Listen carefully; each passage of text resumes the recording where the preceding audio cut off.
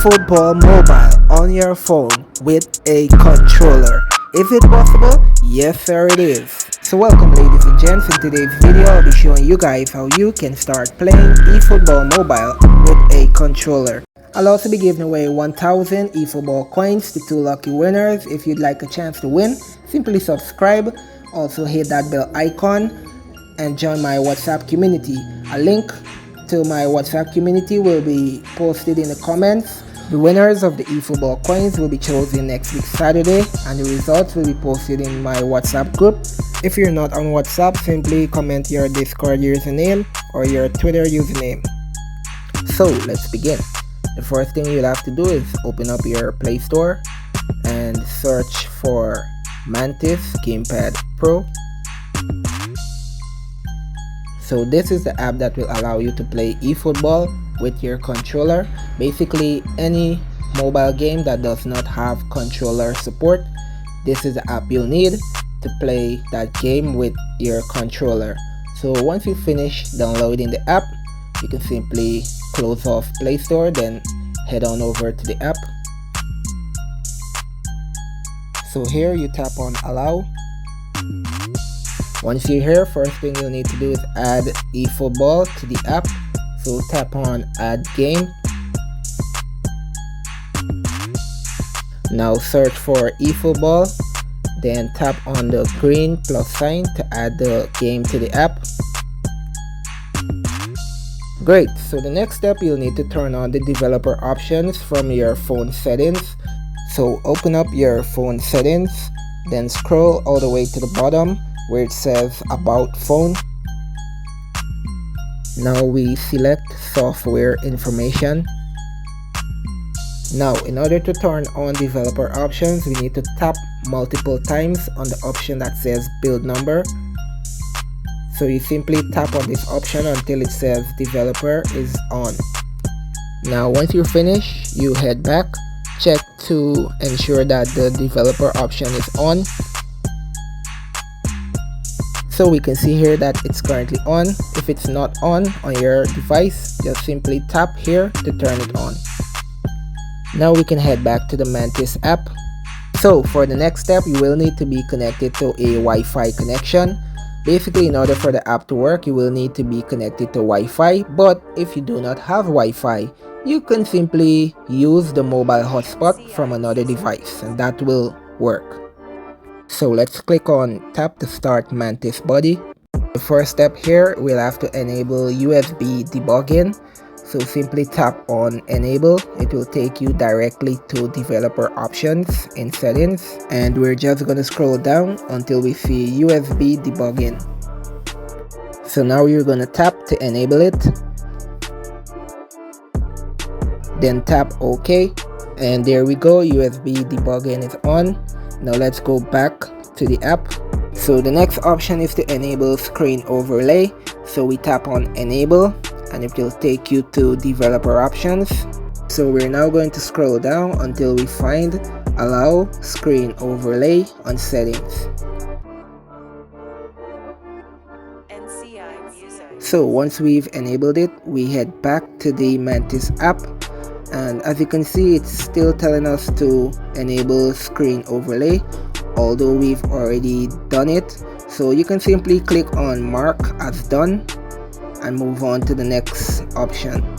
So next we'll have to enable wireless debugging, and for this to work you will need to be connected to Wi-Fi. If you do not have Wi-Fi, you can simply connect to a mobile hotspot from another device. So let's click on enable. Then we scroll down to wireless debugging. Tap to enable it, then we head back to the Mantis app. Now we have to pair the device with wireless debugging. So tap on start pairing. So now you see this box comes up. You can move it to the top of the screen so it does not block your view. Then we scroll down to wireless debugging. Then we tap on wireless debugging. Now we tap on the option that says pair device with pairing code. Now you'll see another box comes up with a code. you'll have to type that code into the wireless pairing box. So now we tap on pair and it's complete. Yes sir, we're all set. So now we head back to the Mantis app. As you can see, we're connected, we're good to go. So simply go back. So now we'll need to connect our controller, whether it is a PlayStation controller or Xbox controller. You can connect those with Bluetooth, or if it's a mobile game controller, you can simply connect it. So once you've connected your controller, you will see it appear on the screen like this. So first you'll have to calibrate the control. Basically this is testing the control to ensure all the buttons are working well. So now we tap on calibrate manually, then we tap on start calibration. So now you just follow what it's telling you to do. It's saying to repeatedly tap Y, so that's what you do.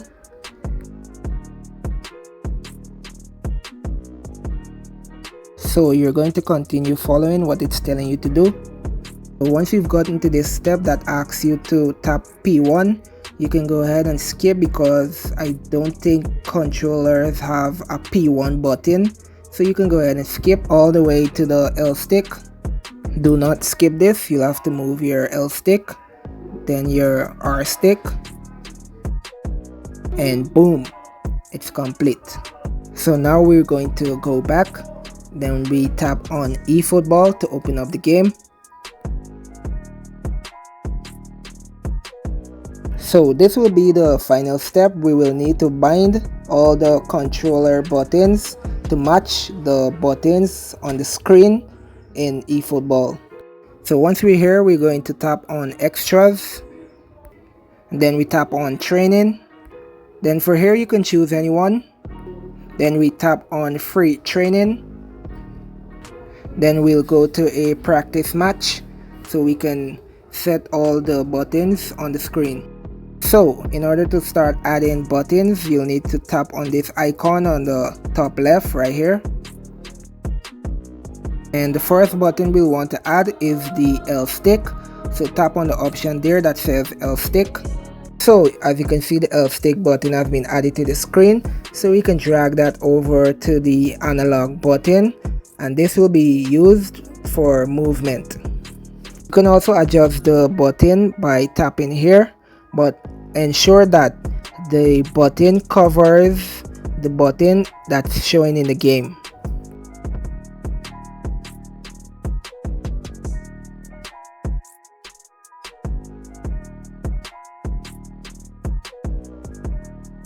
So that's all set. So now we're going to add another button. So we tap on the plus icon. So to add another button, we'll need to tap on the option that says key. So you'll now see this pops up. This means you'll have to tap the button on the controller that you'd like to add. So we'll be adding the button for pass. So you can go ahead and tap A or X on your controller. And then we drag this all the way to the pass option on the screen. So next we're going to add the true pass button. So that will be Y or triangle on your controller. So now we tap on Y or triangle. Then we drag it all the way to the true pass option on the screen. Next we're going to add the button for shooting.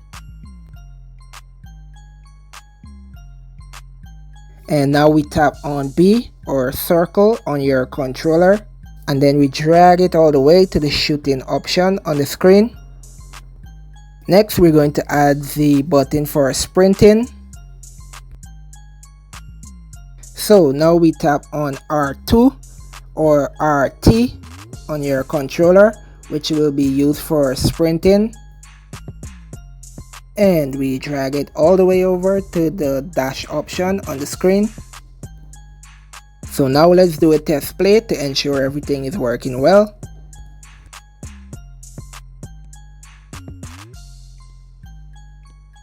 Movement and low passing works well. Now let's test out the shooting and dribbling. Ooh, bro, you're gonna be doing some crazy stuff in game with the controller, bro. The controller is so fast and responsive. To me, it's way better than using the touch on the game. It's way better. So now you might be asking, how do we chip shot? How do we play a cross? How do we play a stunning shot? Well, let me show you. So in order for you to get a feature that allows you to add extra buttons for chip shot, crossing, stunning shots, you'll actually need to purchase the Pro Pass version of the app, and that costs around $10, or I think it's $5. No need to worry if you're unable to purchase the Pro Pass version of the app. I will be creating a dummy Play Store account, and I will purchase the Pro Pass for that Play Store account. So once I lend the Play Store account to you, you will be able to, once you download the app, you'll immediately get access to the Pro Pass version. So if you'd like to borrow the Play Store account, ensure you join my WhatsApp community, and within my community there will be a group specifically for lending of the Play Store account. So ensure you also join that group from the community, and one of my admins will be helping you guys. So once you've upgraded to the Pro Pass version of the app, this is how you'll be playing crosses. Let me start off with crossing. You can go ahead and tap on the icon on the left. Then you tap on the option here that says MOBA. Then you tap on R. So now we're going to click on L1 or LB on your controller, and now we're going to drag it all the way above the pass button. Ensure you adjust the size, make it smaller, but ensure it is covering the button on the screen. Wonderful. So L1 and the R stick will be used in combination to apply a cross or a driven pass. So normally in the game, to apply a cross, you need to swipe the pass button upwards. So since we've set L1 and R stick for crossing, to apply a cross on the control, you will first need to flick and hold the R stick up and then tap on L1. So let me show you another example. So you simply flick and hold the R stick up, and then you tap on L1 or LB. So flick and hold the R stick upwards, then tap on L1 or LB. Now let's move on to driven ground pass and driven cross. So to apply a driven ground pass, you press and hold the R stick to the left, then you tap on the L1 or LB button. So press and hold the R stick to the left, then you tap on the L1 or LB button to apply a driven ground pass. So to apply a driven cross, you will be using the same buttons, but you're going to be flicking and holding the R stick to the right, and then you tap on the L1 button. So flick and hold the R stick to the right, then you tap on the L1 button. So let's move on to chip shots and curl shots and power shots. So we press on the green icon to the top left, and then we swipe over to MOBA. Then we tap on MOBA, tap on R, then we tap on R1 or RB on your controller. Then we slide it all the way over to the shoot option on the screen.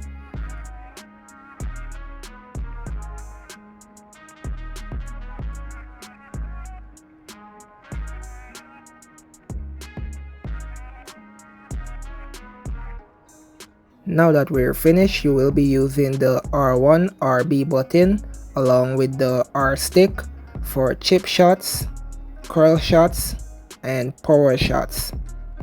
So to apply a chip shot, you flick and hold the R stick up, and then you tap on R1 or the RB button. So you flick and hold the right stick up, then you tap on R1 or RB. Now let's move on to curl shot. To take a curl shot, you need to flick and hold the R stick downwards and tap the R1 RB button. So you flick and hold the R stick downwards, and then you tap the R1 or the RB button.